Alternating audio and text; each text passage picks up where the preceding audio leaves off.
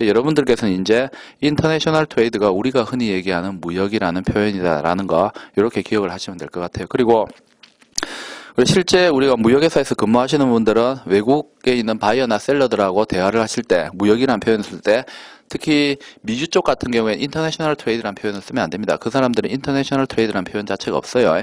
유럽 쪽이나 이런 쪽에서는 사용을 하는데, 그래서 인터내셔널 비즈니스라는 용어를 씁니다. 잘못 생각하면 우리나라에서 국제 경영이라고 번역하는데, 그 국제 경영이라고 번역하시면 안 돼요. 그게 바로 국제 간에 있어서의 상거래라는 뜻으로 해서 인터내셔널 비즈니스가 무역을 뜻하는 용어라는 거. 요거까지는 이제 실무적인 부분에서 여러분들이 기억을 해야 될 내용인 것 같습니다.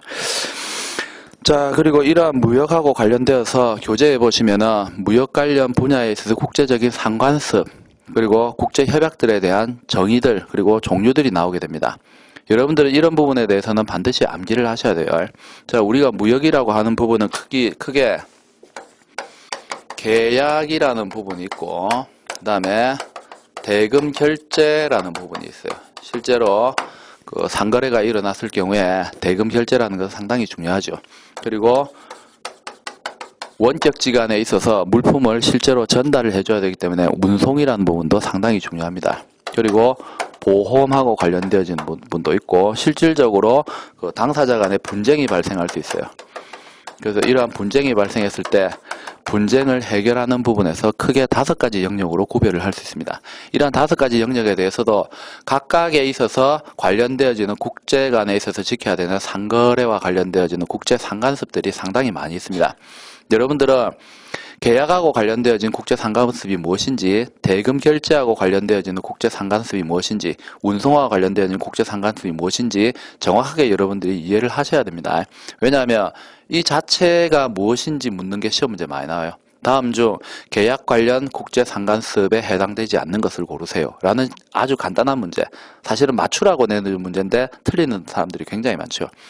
실질적으로 우리가 그 국제 상관습과 관련된 모든 협약의 내용에 대해서 다 분석하고 공부하는 건 아닙니다. 그거 하고 싶으시면 관세사 시험 치시면 돼요. 저처럼 그렇게 하시면 되는데, 그렇게까지 하실 필요 없죠. 우리는 1~2달 정도 해서 자격증을 취득하는 게 그게 큰 목적이죠. 그러면은 국제 간의 상관습들의 이름만, 명칭만 기억을 하고 있어도 충분히 여러분들께서는 그 시험 문제하고 직결되어진 부분을 해결을 할 수 있습니다. 우리가 지금 무역영어를 공부를 하고 있지만, 여러분들이 무역영어를 학습하시고 나면은 그 조금만 범위만 좀 더 넓혀서 그 외환 쪽까지 공부를 하시게 되면은 국제무역사라는 시험도 여러분들이 시험을 칠 수가 있어요. 국제무역사 무역계약 쪽에 단골 문제가 무엇이냐면은 바로 무역 관련 상관습 종류 묻는 거, 이 문제도 굉장히 많이 나와요. 그래서 여러분들이 한 번에 2마리 토끼를 잡을 수도 있다라는 겁니다. 그래서 무역영어 시험 준비하시는 학생들은 무역영어만 지금 현재 목표로 해서 공부하지 마시고, 무역영어보다 국제무역사가 범위는 넓지만 시험 문제는 굉장히 난이도가 낮습니다. 그렇기 때문에 무역영어 1급 정도 따실 학생들 같으면 국제무역사는 그냥 그 발가락으로 시험 쳐서 합격합니다. 그 정도이기 때문에 여러분들께서 부담 갖지 말고 시험을 같이 2개를 동시에 대비한다는 생각으로 해서 시험을 치시길 바랍니다. 자, 계약하고 관련되어지는 국제 간의 상관습이 상당히 많이 있는데, 가장 중요한 부분 중에 한 개가 UNCISG라는 게 있어요. UN에서 제정한 거고, 국제물품 매매 계약에 관한 UN 협약이라는 뜻입니다. 그 셀러 바이어 간의 당사자 간의 의무 관계를 규정한 국제 협약이에요. 1988년 1월 1일자로 발효가 되었고, 우리나라도 이 그 CISG 최약하의 국가이기 때문에 우리나라에 무역하시는 분들은 전혀 인지하지 못해도 국제 간의 분쟁이 발생했을 때는 계약 간에 있어서 당사자 간의 문제는 전부 이 CISG가 자동으로 준거법으로 적용이 되어집니다. 우리는 모르는데 우리의 대표 선수가 이미 가서 사인했어요. 그렇기 때문에 실제로 이제 CISG는 그 분쟁하고 관련되어진 부분에 있어서 계약에 있어서 당사자 의무관계 규정하는 준거법으로서 굉장히 중요한 부분이라고 이야기를 할 수가 있습니다. 전체 총 4편으로 되어 있고 101개의 조항으로 형성되어 있는데, 자, 요거는 우리가 세부적인 내용을 다 확인을 할 겁니다. 왜냐하면 CISG가 실제 우리 무역영어 시험 문제에 보통 한 해에 우리 무역영어 시험이 이제 시험을 치르시게 되면은 1과목, 2과목, 3과목에서 많이 나왔을 경우에는 6문제 정도 출연해요. 상당히 비중이 높다라고 이야기를 할 수 있습니다. 그래서 다른 거하고 다르게 그 CISG에 대해서는 특히 1조부터 24조까지는 그 영어 원문을 비롯해서 그 당사자 간에 있어서의 사례 케이스까지 해서 좀 깊이 있게 공부를 할 거예요. 어쨌든 시험 문제 많이 나오기 때문에. 그 다음에 우리가 인코텀즈라는 게 있습니다. 인코텀즈. 자, 요 인코텀즈는 그 국제상업회의소라는 단체가 있어요. ICC. 그 전 세계적인 상인들 간의 계모임 집합체라고 이야기를 할 수가 있습니다. 요 ICC에서 제정한 건데, 역시 우리가 무역 계약서를 작성하는 데 있어서 상당히 중요한 가격하고 관련되어지는 프라이스 텀, 가격 조건에서 굉장히 많이 활용되어지는 부분이에요. 그래서 이 인코텀즈는 버전이 있는데, 현행 버전은 인코텀즈 2010이라는 버전을 사용을 하고 있습니다.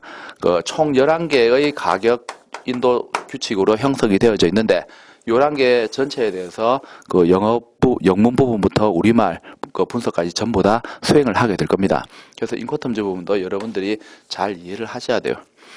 그 다음에 역사적으로 봤을 때 가장 중요한 것 중에 한 개가 SGA라는 게 있습니다. 영국 물품 매매법이라는 게 있어요.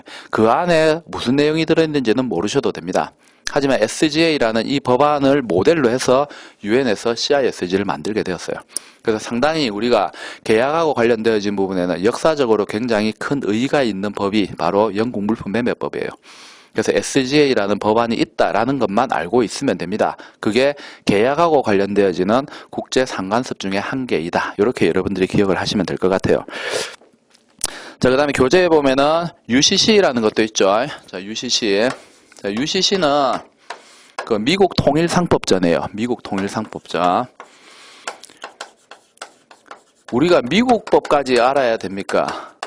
그건 아닙니다. 이 안에 보면은 6개의 법안으로 형성되어 있는데, 우리가 그냥 UCC는 미국 통일상법전이고, 이게 계약하고 관련되어지는 국제 간에 적용되어질 수 있는 국제 상관습, 그 다음에 협약 중에 한 개이다 라고 생각하면 됩니다. 그리고 이거는 미국 자체의 내부의 국내법이에요. 국내법. 하지만 미국이라는 나라는 거대한 나라죠. 전 세계적으로 영향을 상당히 많이 미칠 수 있기 때문에 그냥 UCC라는 게 있다. 다음에 동영상 이렇게 생각하면 안 돼요. 이거는 미국 통일상법전을 뜻하는 겁니다. 법안이 코드 1부터 코드 6까지 6개가 되어 있는데, 여러분들께서는 뭐만 기억하면 되느냐? 두 번째 법안 코드 2가 UCC 코드 2가 계약하고 관련되어지는 법안이에요. 그리고 UCC 코드 5가 있는데, 자, 요거는 그 대금 결제 중에 나중에 할 건데, 우리가 신용장이란 대금 결제 방식이 있어요. 그 코드 5가 신용장하고 관련되어지는 미국 내부에 적용되어지는 그 미국 국내법. 그래서 코드 5가 신용장 편이다라는 것 정도만 기억을 하시면 됩니다. 이 안에 무슨 내용이 있는지 알고 싶다 하면 빨리 대학원 지나가세요. 대학원 지나가셔서 결제 전공하시면 됩니다. 시험하고도 관련 없고 우리 실무하고도 상관없어요. 미국에 가서 사실 것 같으면 아셔도 됩니다. 근데 우리 수험생들 중에 이런 것 자체의 세부적인 걸 궁금해 하시는 분이 있는데, 이거 실제로 고시생들도 못하고 그 대학에 전공하시는 교수님들도 굉장히 어려운 부분이에요. 이런 데 관심 가지지 마세요. 그냥 이런 게 있다라는 것 정도만. 왜냐하면 이런 거와 관련된 구체적인 내용을 알고 싶다 해서 메일 보내고 자료 보내달라는 이러신 분들도 있어요. 예, 그러지 마세요. 그럴 시간적 여유가 없습니다, 여러분들. 그래서 지금 현재 우리가 보고 있는 교재 내용만 여러분들 열심히 보시면 될 것 같습니다. 자, 그리고 와르스 옥스퍼드 룰이라고 있죠. 자, 요거는 나중에 우리가 인코텀즈 할 때 영국에서 만든 법안인데, 별도로 어떤 규정이 있는지에 대해서 세부적인 내용을 확인을 하게 될 거예요. 지금은 그냥 와르스 옥스퍼드 룰이 있다라는 것 정도, 이름 정도만 기억하시면 됩니다. 그 밑에 7, 8, 9 나오는 거는 여러분들 아실 필요 없습니다. 이 부분은 좀 더 이제 우리가 고시 공부를 하실 수 있는 성향이 있으신 분들은 이름 정도 기억하시면 되지만, 우리 무역영어에서는 아실 필요는 없어요. 그래서 이 부분은 여러분들께서 그냥 삭제를 시키셔도 될 것 같습니다. 기억 자체를 하지 마세요. 머리 아파요. 자, 그 다음에 대금 결제하고 관련되어지는 부분이 있는데, 대금 결제하고 관련되어서 우리가 원문부터 해서 실질적으로 각조에서 뜻하는 법률적 문제가 무엇인지 확인하게 되어질 부분이 바로 UCP라는 게 있어요. 신용장 통일규칙이라는 것이 있습니다. 지금 궁금해 안 하셔도 됩니다. 어차피 39개의 조항으로 형성되어 있는데, 이 39개의 조항 전부 세부적으로 분석 다 할 거예요. 그래서 여러분들 이거는 반드시 알고 있어야 되는 거고, 시험에서도 많이 나옵니다. 출제 빈도수를 친다면 한 5문제 정도 나온다고 보시면 돼요. 75문제에서 5문제 같으면 상당히 비중이 높은 부분이죠. 그래서 이 부분도 CISG, 인코텀즈, UCP 이 3개, 이걸 우리가 기본 3협약이라 불러요.